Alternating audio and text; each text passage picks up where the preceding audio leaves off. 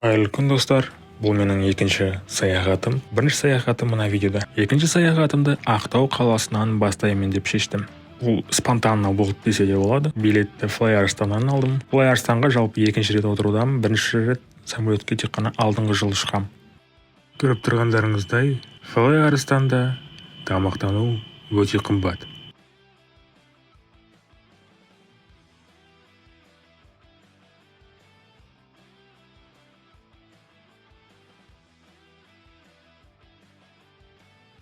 Мен Ақтауға 1 сағат 30 минутта жеттім. Ұшу барысында өте қорқынышты болды.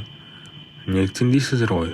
Өйткені самолеттің қанаттары қозғала берді. Және де біразға дейін қона алмады. Мен түсінгенім бойынша бұл қалыпты жағдай ма? Әлде бұлай болуы тиіс емес пе? Сіздер қалай ойлайсыздар?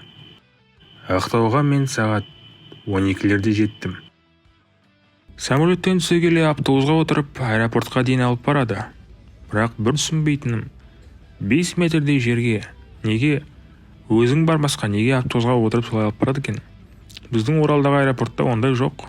Самолеттен түссең өзің тіке жүре бересің. Жап-жақын. Мұнда Ақтауда қызық істеп қойған екен.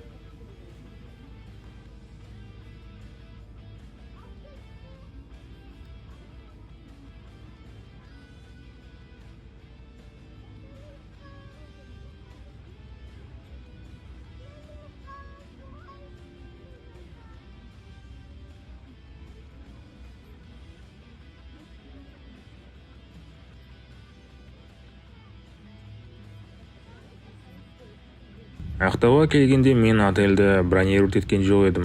Каспий теңізі жағалауына таксимен жетіп қалдым. Сосын отель іздеуге кірістім.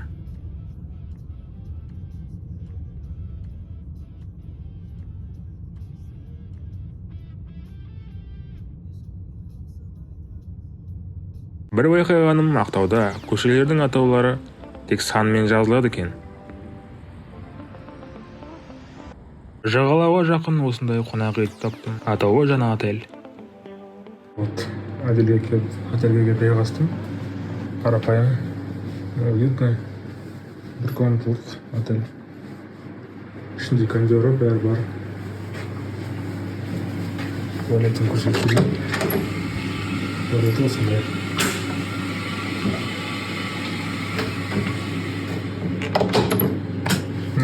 Мұнда сейф жұмыс жасамайды.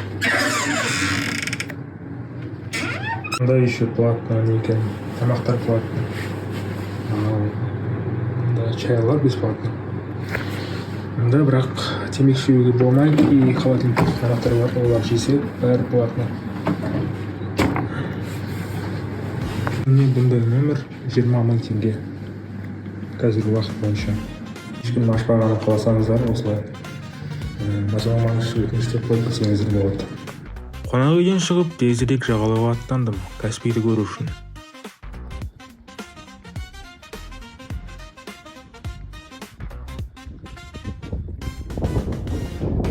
Вид.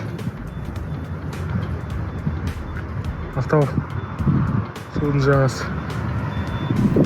5-ші микрорайонға жақын. Жалпы жағалаудың схемасын қарап алдым да, осы схема бойынша жүре бердім. Мен жерде біреу балық аулап жүр. Анда кемелер жүр. Қазақстанның табиғаты қандай, Шетел метер не надо. Бірақ бұның бәрі доступны ету керек қой халыққа. Реклама көбейту керек, маркетингті дамыту керек. Осылай судың жағасында бірнеше рет фотоға түстім. Сіз ойлап отқан боларсыз, жалғыз бардым деп айтасың, бірақ фотоға, видеоға кім түсірді деп. Фотоға мені түсіріп жүрген мінекей менің досым, штативім осы түсіріп жүрген барлық фотоға, видеоға.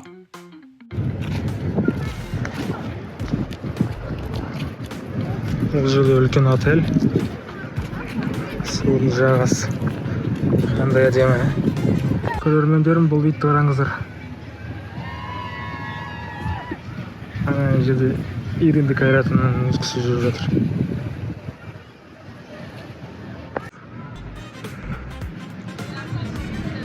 Ақтау қандай әдемі қала. Оны жалпы курортты қалай етуге де болады ғой.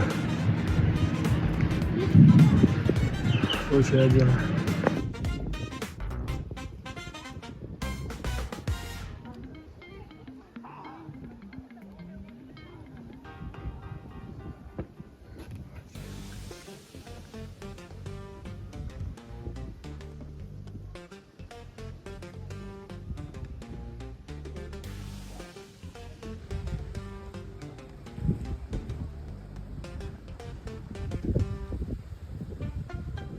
Мына жол енді ужасно.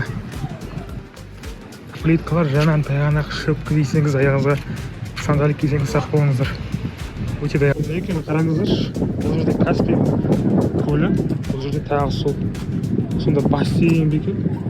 Бірақ бассейн десең суы что-то сарылау. Оқазақ екен.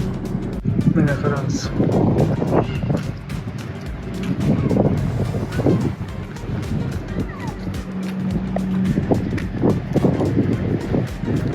Ақтауға келіп Каспийге суға түспей кетсем қате болар деп мен де суға түстім. Су өте жылы және де мөлдір. Бірақ та су асты толған тас. Либо мен жаман жерге тап келдім бе, либо Каспийдің мына жерінде кіл тас бекен. Кісілердің бәрі су атқасын, мен де осы жерге келіп камерамды қойдым ба, суға қарай бет алдым. Бірақ бір өкініштісі, телефонның чехолын сәл жерге құлатып алдым да сарапиннан қалып қойды. Ештеңе етпес, әйтеуір барлығы аман, тәуір. Ештеңе сынған жоқ, бәрі нормально.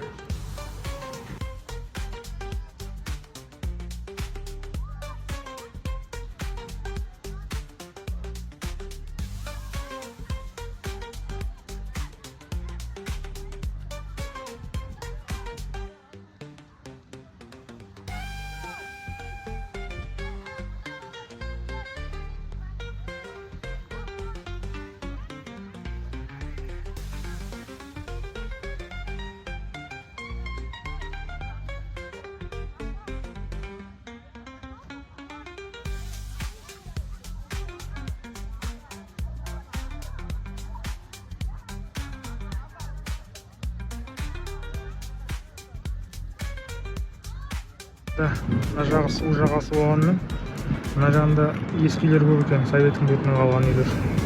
Мына жағында, сол жағында жаңа үйлер салынып жатыр. Заманауи. Түнгі Ақтау. Сол жағындағы менің отелім. Мына жердегі Бургер Кинг. Бір нәрсе бургер жейтін. Жалпы Ақтауда тек бір күн ғана болдым. Кешкісін осылай аэропортта күтіп отырдым да Стамбулға ұшып кеттім. Стамбулға рейсім Ақтау уақыты бойынша таңғы 4:30-да болды. Осылайша аэропортта күтіп, таңмен Стамбулға аттандым. Келесі видеода бұйырса Стамбул туралы видео болады. Каналға жазылып тіркеліп кетіңіздер. Назарларыңызға көп рахмет.